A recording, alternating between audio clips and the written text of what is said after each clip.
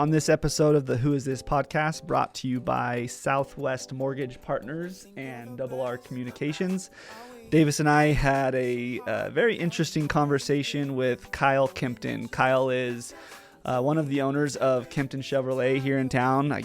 Everybody knows Kempton Chevrolet. If you don't know about Kempton Chevrolet, you're definitely not from the Gila Valley.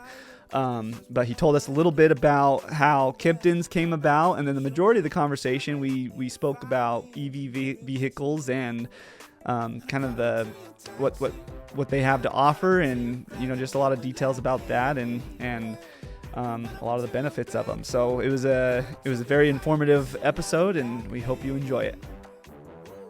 Okay, I might not look at you as much because I got to look at my notes. So. That's all right. So, yeah, welcome to the Who Is This podcast. I don't know if you know much about the podcast. I do not. Go ahead and enlighten me. So let us tell you. It's something that me and Davis started a couple years ago now, right? 2023 is when we first started doing it. And basically we just have different community members from town here come and talk to us and tell us their story. So that's what we like to hear, is kind of people's stories, how their background, how they got to, what they're doing now. And obviously, Kempton's has been around for a really long time, so we would be interested in hearing about that. And then I know that you're also wanting to have a few things that you're wanting to talk about too. Okay. But so it's twofold. You're wanting to talk about Kempton's and me, and then and then we'll talk about EVs a little bit. Yeah, we can do that. So, right. And however, so maybe start with that, introduce yourself and kind of talk about your background, talk about Kempton's and how, that whole story. Because that's one thing that I've never heard. I've always known Kempton's, but I have no idea how it came about or anything like that. Okay. It's just always been around, so it's yeah.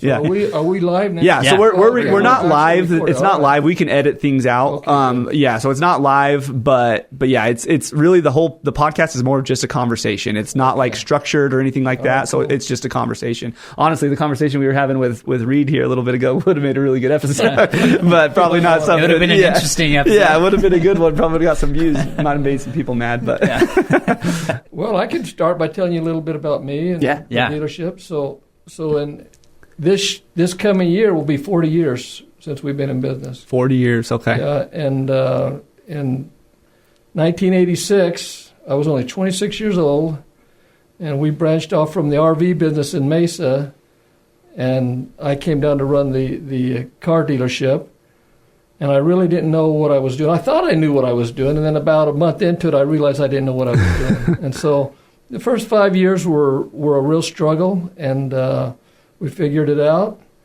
And over the years, we've got to know many, many good people in the Gila Valley. I mean, it's just, to me, the whole car dealership experience is relationships.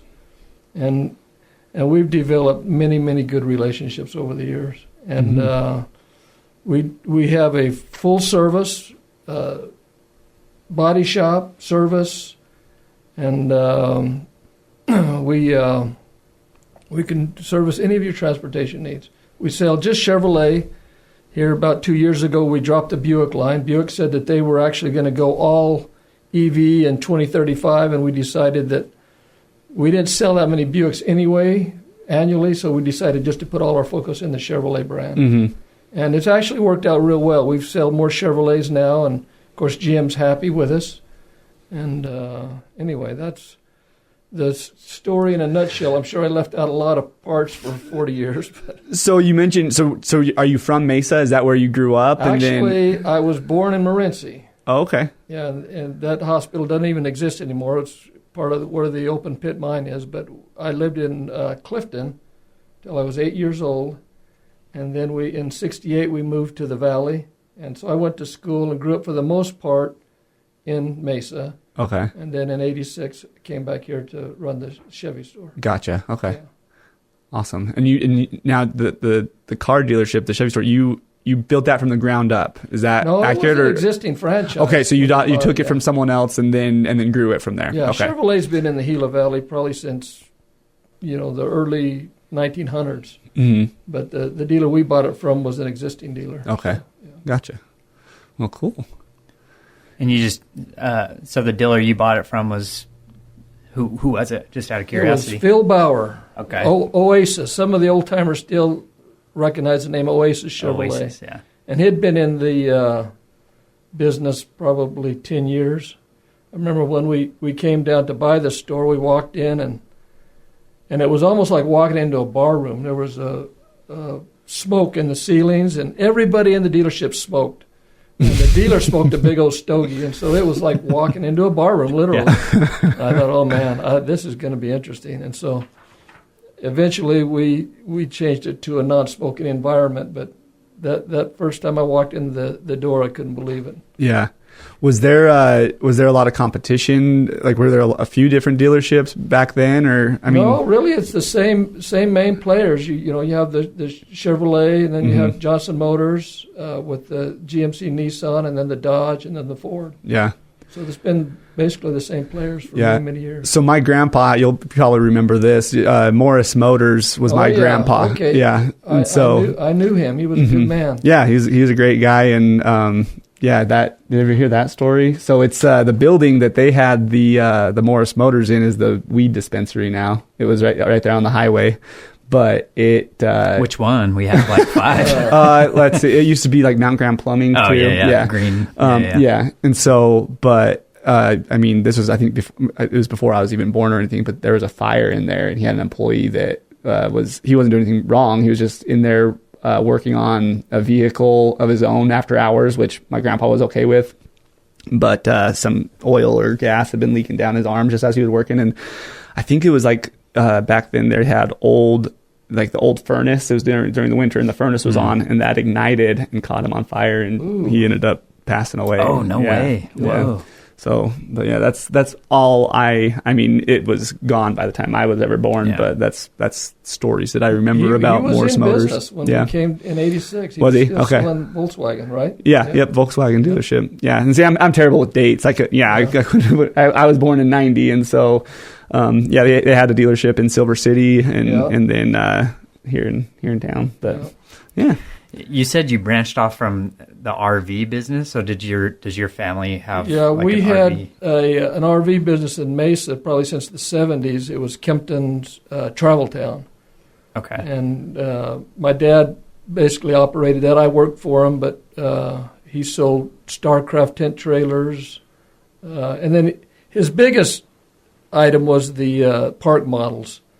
So my dad, he was in the right place at the right time, and he was a hard worker. So back in the late 70s, this whole trend of winter visitors coming to Mesa, buying these, they call them travel trailers, but they weren't really travel trailers. They were park models with slide outs, and then they built these huge parks that the winter visitors would put these RVs or park models in these parks, and then have shuffleboard, swimming. It was just a great environment for these retired people, and he happened to be right in the middle of this in Mesa when this boom started, and he just sold a ton of park models.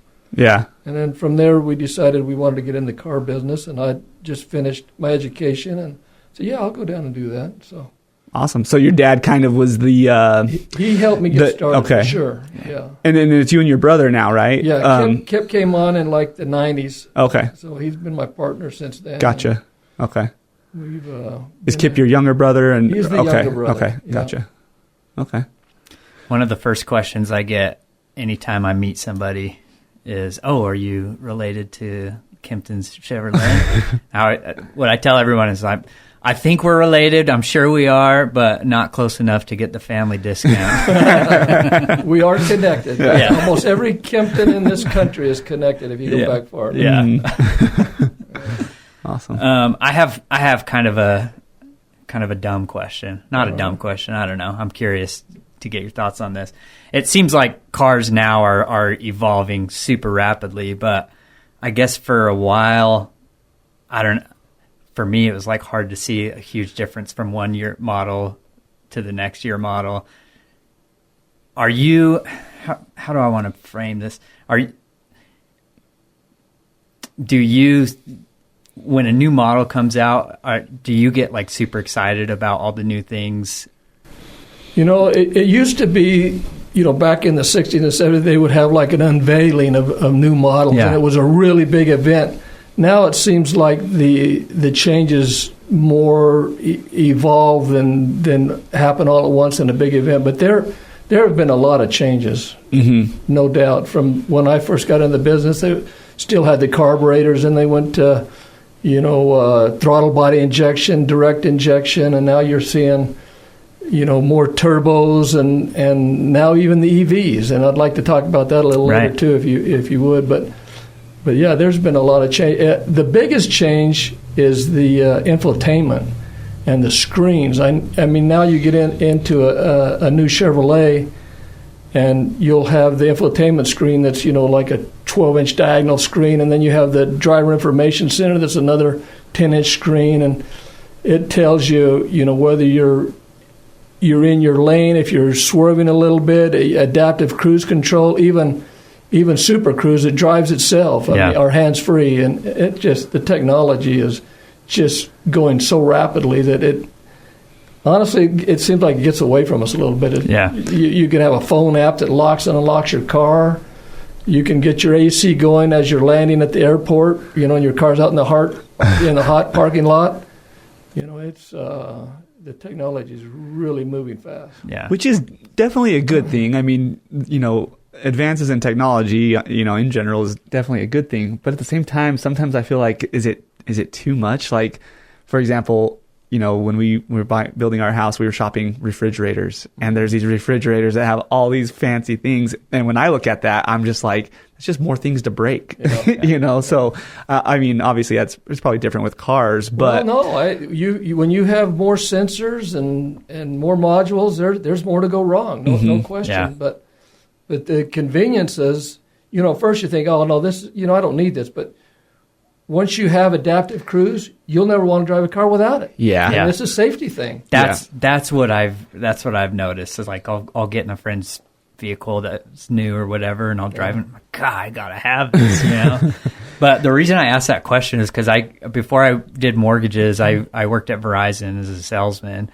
Every year, a new phone came out, but to me, because it's probably a bad job for me because I'm not a super techie guy. It's not really my interest. But every year, if a new phone came out, a new iPhone, and it'd be like, it's the same phone, just a different number on it, Yeah. So I wondered if it was kind of similar with car, but really now, like we've talked about, they're evolving. It does seem like every year there is something crazy new with that a car does. Well, just take Super Cruise, for example.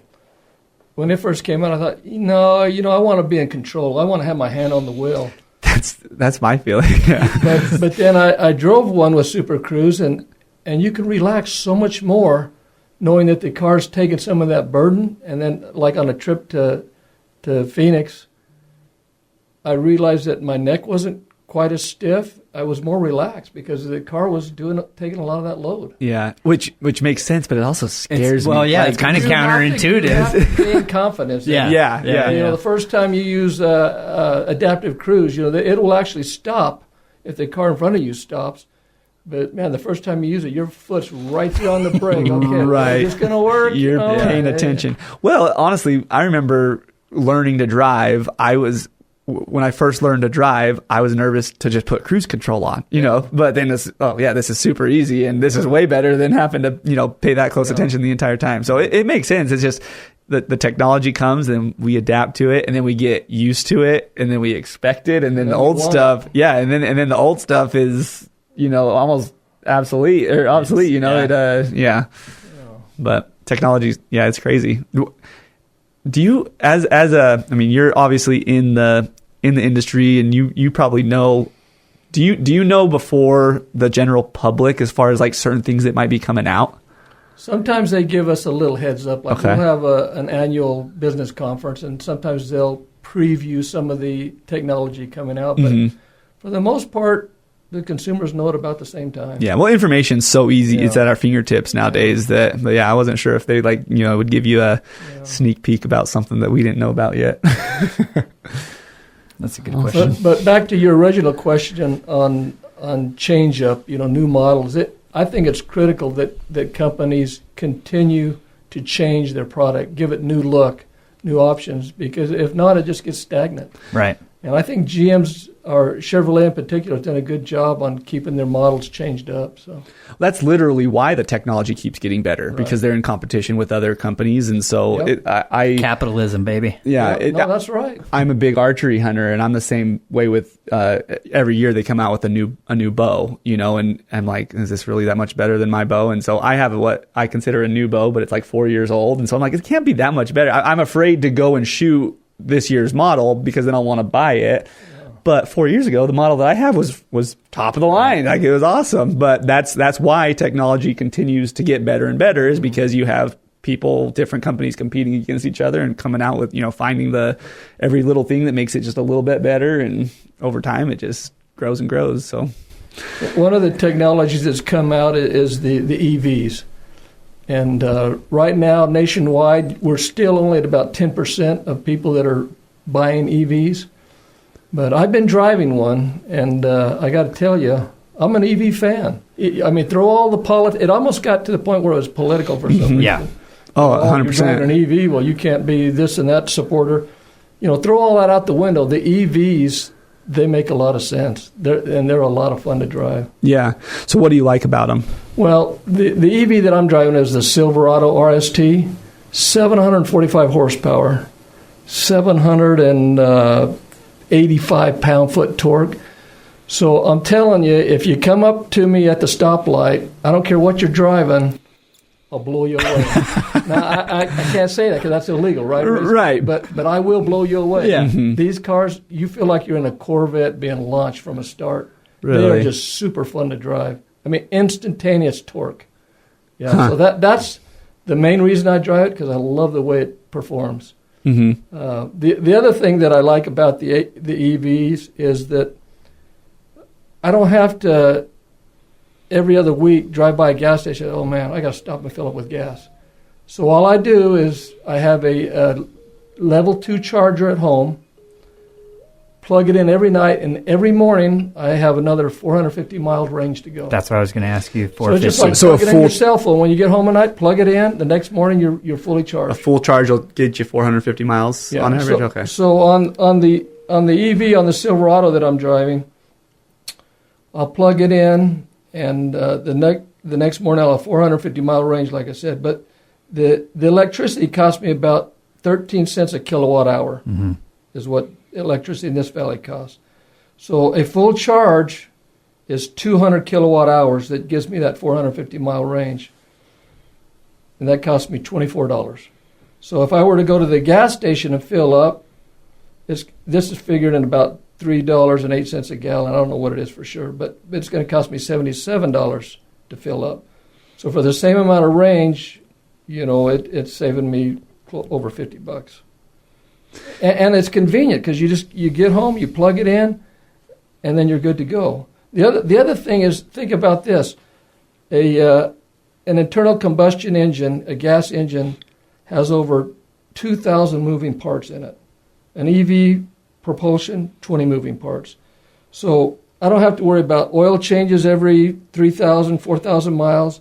I don't have to worry about belts, spark plugs, filters, water pumps, even brakes. The electric cars have what they call one-pedal driving. So as you let go of your accelerator, it brakes. It does regenerative braking, and so it's slowing you down by letting up on the accelerator. So your brake pads are going to have double the life that you would with an ICE or an internal combustion engine. That's something to get used to too, because I drove my wife's grandpa has a Tesla, and I drove that, and the first time I drove it, I noticed that as soon as you let off the pedal, and so that's something you have to get used to. So at the first minute, I was like, this is weird, and then I'm used to it. Yeah. You get used to it really quick. Yeah, initially it does take some getting used to, because it'll stop you pretty quick. Yeah. But you learn to let go gradually, and then it comes to a perfect stop. But yeah, the key, though, I think, to driving EVs is to have that home charger, that level 2 charger. It's a 220-volt charger. If you don't have a home charger, then you're constantly going to, Fry's or somewhere that has a fast charger, and that's inconvenient. But if you'll do the Type 2, which is the 220-volt charger, it's slick. Every night you plug in, next day you're full charge. And so is that something that you have to like have wired specifically in your house? Yes. Okay. Yes, you will have to have it wired. Right, which isn't a big deal, but my thought is, Can you do like a 110?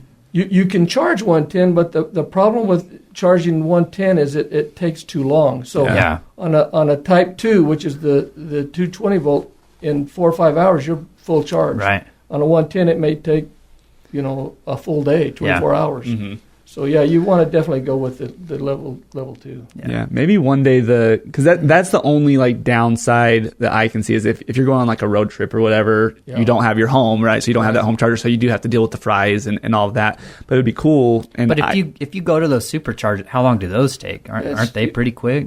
Well, it depends on whether you're charging from 0 to 100 or Right. But typically, you want to keep your charge between 20% and 80%. Yeah. So to go 20 to 80, it's going to take you half an hour. Yeah. And I would agree. The only negative that I can see in driving an EV is you'll have to be a little more patient on road trips. Yeah. Because you will have to stop and charge up. right. And the other negative is towing. Like if I go to tow with my EV, it cuts the range in half. Mm-hmm. Now it will out-tow the Duramax diesel. It's just using more power. It'll outpull anything I've got on my lot, but Uh-huh. it will cut the range down. So those are probably the two negatives that Mhm. is road trips and then towing.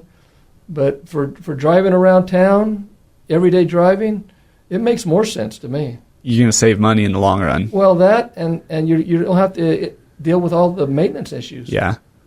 Yeah. And oil changes, and and they're really fun to do. and you can blow those little punks And off you're- the and street you're when they want to driving a challenge rocket you. ship, yeah. Yeah. Yeah, they're really fun to drive. Well, okay, so how long ago? How long has Tesla been around? Because Tesla kind of started it, right? Yeah, Tesla's, they're kind of the king of the EVs. Really. Yeah. They've done very well. and that's I don't know when did Tesla? Do you have any idea? They probably started late 2000s. Okay, so yeah, maybe somewhere in there. 20 years maybe. So, but I feel like the last 10 years is when it's kind of started to pick up ground and the technology is really advanced. But so my thought is, where's it going to be 10 years from now? I mean, these problems that we're talking about now, won't be surprising if that technology just continues to advance and those aren't, really issues anymore. Well, the goal for most of the OEMs or car manufacturers was to have everything EV, Mm-hmm. but they're seeing now that the public's just not ready for it. Yeah, and that kind of might come back to the political thing too. Yeah. You wonder who's behind the scenes because there's a lot of money in gas engines. Yeah. So it makes you think what conversations and what's happening behind the scenes that's driving the technology. Well, even I thought about this. Even for our technicians, if we were 100% electric, I don't think I would need all the technicians. Yeah. I really don't. There's just not the maintenance on them. Yeah. And so Which creates issues there. There's so many different moving parts with the economy and all that. Like, yeah, I've never thought about that. But not in the more vehicles. People Yeah. haven't On the bought 20. them. They're really nice to drive. So Yeah. Battery lifespan, what is that? okay, the battery, GM uses a battery called an Ultium platform, and so it's not just one big battery. It has different cells. Okay. I think like 8 different cells, and so you can actually replace one cell. You don't have to replace the whole battery. Oh, okay, yeah. So a lot of people think, oh man, and in 5 years I got to buy a $4,000 battery. Number one, I believe that the life on them is going to be much greater than people think. They guarantee them for 8 years, 100,000 miles. Wow. But the predictions are they're going to go 200, 300,000 miles, and they just don't die when they get to a certain point. The range will start going down, but it just doesn't. Right. Just like your cell phone. Right. 200,000 miles, you stop. No. Right. You start losing range. Which, it's just like my cell phone battery. I have to charge it at 3:00 now, and when I first bought the phone, it lasted all day. Right. But the range is getting better and better across the board. I mean, that's really the key. Like you're talking about extended road trips. If you have a 1,000-mile range, it really wouldn't be as big a concern as it is, if you only get 200 miles. Yeah. But like right now on this Silverado I'm driving, it's 450 miles, and I can go to Mesa and come back. Yeah. On No, one charge. with still plenty of range left. And you get to know where your charging stations are. For example, I mentioned Fry's has fast chargers. There's a fast charger in Globe. There's an app called EV Go or PlugShare or EV Connect. And then if you buy a GM product, it has Google built in. So you just say, hey, Google, show me the nearest charging stations. They'll pop up on your infotainment screen, even tell you how many stations are available, what the wait time is. And so they're addressing a lot of those concerns. Yeah. Well, and when you said like 30 minutes, that's not as bad as I thought it was. I thought that, those stations you had to go and you were there for 3 or 4 hours waiting for it to charge. 30 not minutes. On a fast charge. On a Type 2, you would be there a while. Right. But if you find the right charging station and structure your trip based, kind of just plan on that, then that's really not a big deal. I mean, when you're on a long road trip, you want to be out of the car for 30 minutes anyways, stretching your legs and stuff. So I think that the key word was plan. If you find yourself planning a little bit more when you're driving an EV on a road trip. Mm-hmm. Which is not a big deal. Yeah. So the truck you're driving right now, you pop the hood, what do you see? It's a storage compartment. Really? Yeah. Just a frunk? Yeah, that's what it is. Interesting. I have a friend who, I won't tell you why, but he did that. Tell us why. Well, it's just a long story that you don't care about. He pulled up to my house and to unload some groceries. It's a weird story. Anyways, he opened up his trunk and started unloading groceries, and that was the first time I saw that. I was like, this is weird. It's really weird, but I mean, the trunk where the engine used to be. Yeah. The hood, is what I meant to say. Yeah. But I think that they're going to continue to get, more and more common. So Chevrolet has the Silverado, we have the Blazer EV, and the Equinox EV. And the Equinox EV is actually the one that's taken off the best nationally. So they're selling a lot because the price point is good. Mm-hmm. I mean, you're under $30,000 for an EV, and they're coming out with a Bolt next year. It'll be a 27, but it's going to be in the $20,000 range. Really? So now, it used to be that people shied away from the EVs because they were so much more money. Now they're getting close to the same price as a gas engine. Yeah, and then when you immediately see savings on gas, it's going to be easier for people to. Yeah, it's a no-brainer. Yeah. Well, our gas, shoots up to $4 or $5 a gallon. Then people are going to be jumping back into EVs. So. Yeah. But right now, it's a struggle to sell them, but the people that have bought them have been very happy with them. Yeah. And you have all 3 of those models on your lot regularly? Uh-huh. Okay. Another dumb question. This is actually a dumb question, but I've never asked somebody in the industry, why is the model year always the next year instead of the current year? Well, it goes back to, keeping up with the competition. Yeah. You're always trying to come out with the latest, greatest first, So it got to the point where they were even coming out with a new model year in, January or February of the prior year. I mean, it's like that to me got ridiculous. Yeah. But that's what they're doing with the Bolt. It's going to be a 27, and they're coming out with it in the beginning of 26. Yeah, that is interesting. So it's all just marketing. It's just marketing, trying to. That's funny. But going back to the price point, another great example of capitalism that's going to, all the companies now making EVs are going to have to compete with each other, so those prices make are it more affordable. Down. Make it more affordable. That's great. Is the Bolt like what size, like a 4-door sedan type, or it's a utility, so it's not a sedan, but it's just a small issue. Gotcha. Okay. Yeah. Gotcha. They're I think they'll do well at that price point. That price point in our valley sells really well between $20,000 and $30,000. Mm-hmm. That's a good price point. Yeah. So right now we sell the Chevy Trax, which is in that price point, and we sell them as fast as we get them. They are really good, but they don't make that in an EV. But what's the price point on the truck? Truck's a little higher. That's 60 up to 100,000. Like the RST is it's close to 100,000. But that's how much a new Duramax yeah, would be yeah, much, yeah. I mean, so it's not like you're paying more really because it's an EV. So Yeah, if you're going to buy a truck, Yeah, that's going to be your price. if you're buying a new Right. truck, either So Yeah, that's true. okay. And so you said 8-year, 100,000 mile. That's the warranty on Warranty. the battery. And I believe they'll go much further than that, Right. but that's what the warranty is. Well, yeah, if they're my that's better than the warranty I have on my gas engine. So Yeah. I guess I'm sold. well, you just drove a Tesla the other day. Yeah. The Teslas are nice, and of course I'm here to plug Chevrolet. Right. I've driven it in both, and the Teslas they don't have the amenities that the GM products have, like some of the and the ride. I don't think it has the same quality. When I get in a Tesla, I look like the visors. They just seem kind of cheap. The door panels, everything seems very simplistic, which maybe that's their intention because it keeps things from breaking. But they just don't have the amenities and the luxuries that I think you'll find in even a Chevy Equinox. Mm-hmm. They just seem like they're a little more solid to me. Yeah. But that's my plug.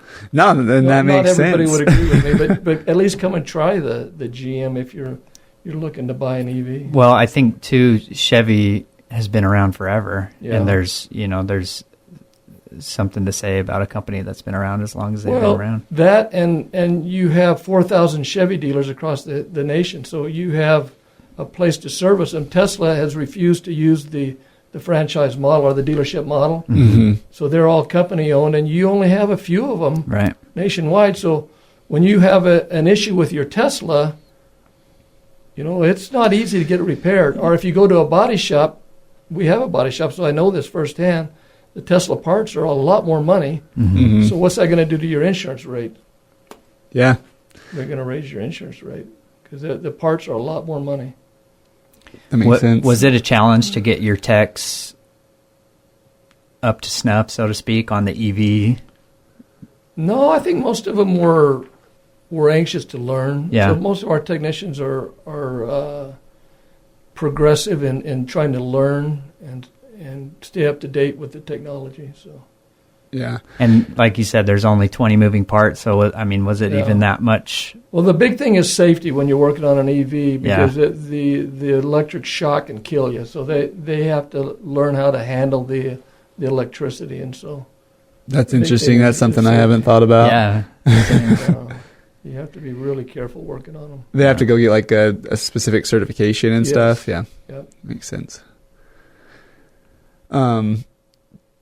Did you, because I feel like people that don't like EVs are like your old school type of individual that also a lot of like kind of a mechanic kind of falls underneath that same category, you would think. So did you have like mechanics that weren't happy that you were bringing on the EVs or anything like that? No, but I think that attitude is out there. And again, I don't know if it's political or what it is. Well, part of it might be, that they subsidize these EVs initially. I I was going to think ask about that. kind of turned some people off because they felt like, under capitalism, we should just compete. We shouldn't have to rely on subsidies. So that's gone away now, but I think maybe the subsidies did turn a lot of people off. And of course, that subsidy was good on Teslas or any of the EVs, but not just GM. But that, I think, might be part of the reason it gets a little political. But like I said, that's gone away now. So. Are there any incentives for somebody that purchases an EV in terms of like Tax write-off? yeah, something like that? There's for solar panels. So That's why I'm asking. The 7,500, that's gone away. But that was a huge incentive. So the license fees. So there was that just a flat that was $7,500 Yep. write-off you got? Or? Yeah, right up front. Yeah. Okay. But that's gone away. So now there's really not that many tax advantages out there, but they do incentivize them GM incentivizes the sale of EVs very strongly. You also save $100 a month on gas. Yeah. No, there's anyway, good sorry. incentives. Yeah. I wondered if there was any like tax breaks, but that's It used to there be was, that but you could drive in the HO because you can still get the EV plate or the what do they call that plate? like energy efficient, Yeah, whatever. the blue plate. Yeah. But you still have to pay the loot tax, so I don't know if there's really an advantage. Maybe you can drive in the HOV lane. I don't know. It's a good question. Oh, I think you're right. I think if Really? you have that I think plate, so. you can drive in the HOV Yeah. lane. Of course, here in Yeah. Safford don't really like that. Yeah. We don't have an HOV lane. Right. Maybe one day. Yeah. Yeah, I think the most common misconception that I hear is that you lose towing power. So that's interesting that You don't lose power. The power is probably better than any gas engine, but you do lose range.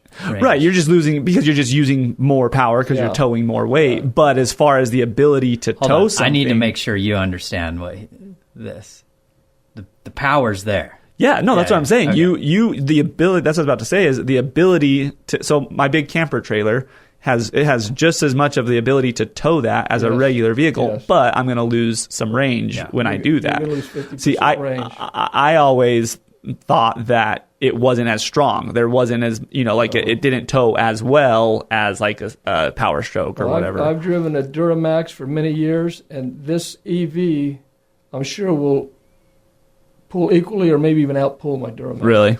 Yeah. See, I didn't know that. It's all torque, and it's incredible. Mhm. But the range is going to drop way down. which makes sense. Yeah. It's using more power because it's So instead of a 450-mile range towing, I'm going to get 225. I mean, it's Mhm. going to be not that far. yeah. So that is a disadvantage. But if you have plenty of charging stations or know where they're at, then it would work. But it is a Mhm. little more inconvenient. Yeah. What's the on your truck? What's the 0 to 60? I'm just curious. Oh my goodness, I should know that, but I don't. You don't know? Okay. But it's fast. I don't know mine either. just trying to think of more things to talk about. Well, I have a question. We had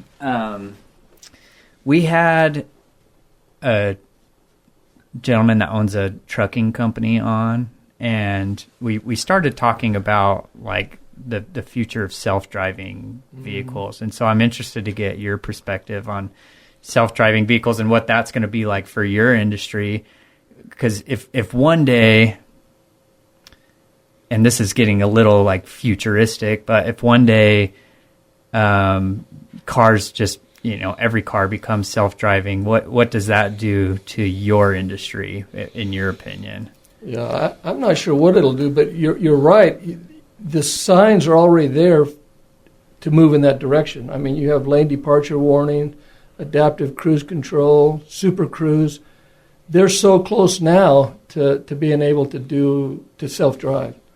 But there's just some unknown variables in my mind that they've got to account for. Just like the Waymo, they found out that it wasn't stopping for school buses. It wasn't picking up the school buses. The Teslas weren't picking up flatbed semi-trailers and, decapitating people. So it's just like there's still some serious bugs that need to be worked out before you can, be fully autonomous, I think.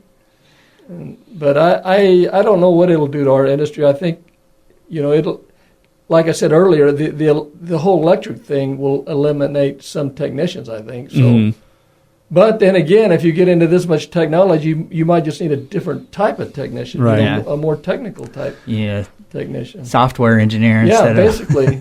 Yeah, so that could be how it changes. Is you'll see technicians change.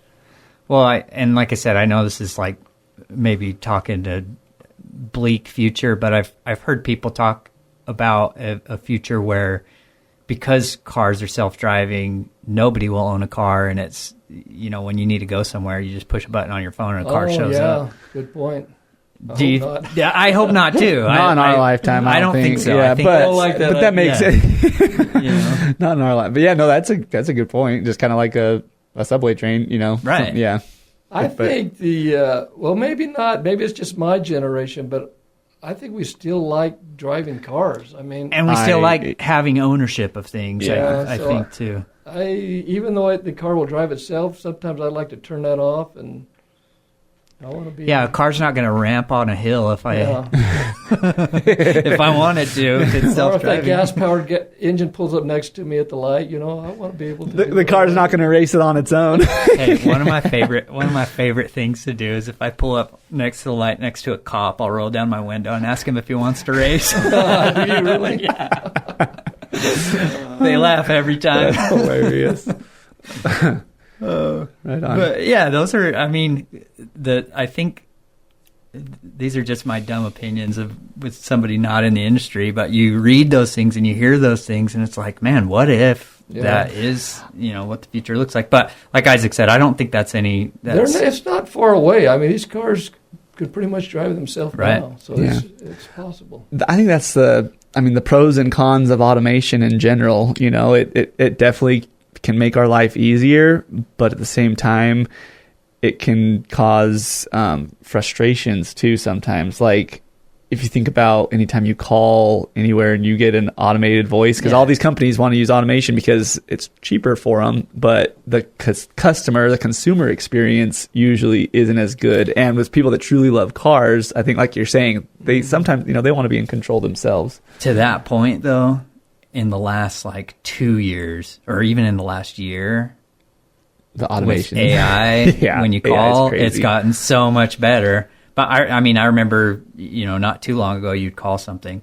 Are you calling about this? Yeah. No. In the freaking phone tree. You had to. But now it's like you say what you're calling about, and it's like, okay, I can help you with that. What do you know? Do you think you've ever talked to AI on the phone and not realized it? Oh, great question. I don't think so. I wonder if that's ever happened. That's coming. It's coming. It definitely is. If you get on ChatGPT right now, I can talk to Santa Claus with my daughter, and she thinks it's Santa Claus. It is wild. It's just like car automation, though. It's not 100%. Right. There's errors that are being made. So when you're talking about automation and people's safety, I think you need to be careful. Yeah. And I think with the nice thing to know about with vehicles is I'm certain they have to go through tons of testing and checks and balances before they can release anything. And even still, like you mentioned, there's still... You still miss things. There's going to be one-offs, yeah. But it's interesting. I don't know. It makes me wonder what the next 5 years and what the next 10 years look like. Just in the 40 years we've been in the car business, you asked me about the changes over the years. It's been incredible. It's been a fun ride, but who knows what's coming next. I remember early 90s, my dad had a Chevy that had a phone in it. And we thought that was the most amazing thing that we'd ever seen. I remember the first this is funny. The first person I ever rode in a car that had a car phone was Trina Stevens. Yeah. McKay's mom. And I was like, what? There's a phone in the car? Like, it was Can I call my mom? crazy. Yeah. That's funny. Yeah. The car phone. Cool. Is there anything else that you want to touch on? Just in kind of where we started off is, I just want people of the Valley to know how much we appreciate them. Over the years, the relationships that we've built are just incredible. And that's what makes it worth it for me. I get up, go to work. I know I'm going to see somebody at work that I've dealt with, 30, 40 years ago. Mm-hmm. And we just really love the Gila Valley, the people, and glad to be a part of it. And, come down and test drive a car. We are not the typical car dealer, big city dealer, to where you'll go in there and we'll just pound you for 4 or 5 hours.